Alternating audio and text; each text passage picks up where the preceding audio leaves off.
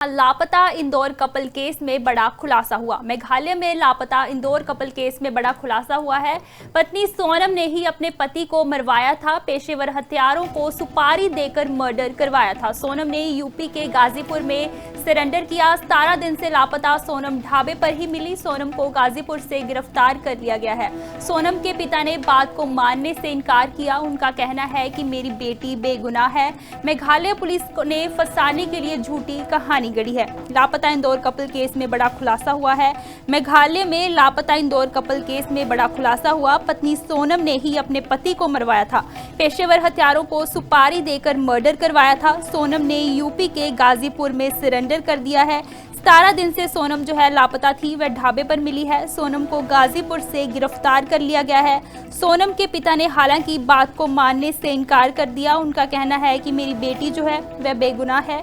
Meghalaya police ने उसे फंसाने के लिए झूठी कहानी गढ़ी है। लापता इंदौर कपल केस में ये बड़ा खुलासा हुआ, जहां की पत्नी सोनम ने ही अपने पति को मरवाया है। पेशेवर हत्यारों को सुपारी देकर उसने अपने पति का मर्डर करवाया। सोनम ने यूपी के गाजीपुर में सरेंडर कर दिया है। वह 17 दिन से लापता थी।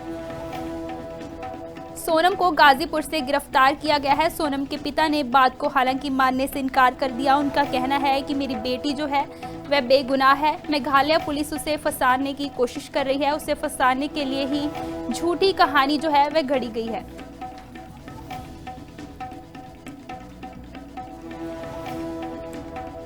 दोनों परिवार की सहमति से हुई थी। दोनों के बच्चन की सहमति से शादी हुई थी।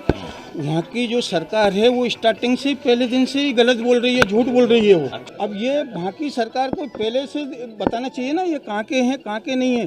और बच्ची रात में क्या बोलते हैं गाजियाबाद में आई है, वो होटल वाले से उसने मोबाइल लिया और फिर फोन लगाया भाई के लिए। अच्छा, बेटी ने फोन लगाया? बेटी ने फोन लगाया है। वो ढाबे पे पहुंची है बेटी मेरी। हाँ, वही चीज़ है ना कि उसके चंगुल से बिटिया निकल के नहीं, और इसके बाद में ढाबे वाले के पास पहुंची, वहाँ उससे रोई ढाबे वाले से। रोने के बाद में उसने मोबाइल दिया है ढाबे वाले ने। अच्छा। हाँ, ढाबे वाले ने मोबाइल दिया तो फिर उसने गोविंद जी को फ़ोन लगाया। अच्छा। हाँ, तो गोविंद जी ने फिर रात को फ़ोन लगाया तो वहाँ पुलिस पहुंची थाने की, वहाँ ढाबे पे। ढाबे से वहाँ की पुलिस लेके आई है। मेरी बात रात को गोविंद से गई, अपने 2 बजे करीब बात हुई थी मेरी, और गोविंद ने कहा था भैया मेरी सोनम से बातचीत हुई 2 बजे करीब, और सोनम ने कहा भैया मैं यहाँ पे हूँ अभी भी, और अपने करीब यूपी में। और यूपी में कंफर्म उसको सोनम को इसलिए नहीं था, तो वहाँ पे जो 2 लोग थे जिनके थ्रू उन्होंने फ़ोन में बात करी, सोनम ने थी। तो सोनम ने कहा था बोले मैं बिट्टी बोल रही हूँ, उसका नाम घर का नाम बिट्टी है। तो गोविंद ने कहा तो बिट्टी बोल रहे थे, मुझे वीडियो कॉलिंग कर, मुझे कंफर्म कर पहले तू है तो कौन है दूसरा है। तो उसने जब सारी बातें वीडियो कॉलिंग पे करके क्लियर करी, फोटो दिखाई उसने, वीडियो कॉलिंग करी उसने, तो सोनम को समझ गया था वो। तो गोविंद बोले हाँ सोनम ही है। तो फिर हम लोगों ने वहाँ पे जैसे कि यूपी पुलिस जो है उनसे संपर्क करा, और संपर्क करके फिर उनको बताया गया सर वहाँ पे सोनम रघुवंशी जो है एक जंगल में अकेली खड़ी है, तो आप वहाँ पे चले जाइए और जाके वहाँ से उसको ले आइए। तो यूपी पुलिस वहाँ पे आना हुआ है और सोनम को सेफ लेके गई वहाँ से। बिल्कुल सही की है, और वाकई सीबीआई जांच होना चाहिए। ये मैं तो इस बात को कहूँगा कि ये बहुत बड़ी घटना है, और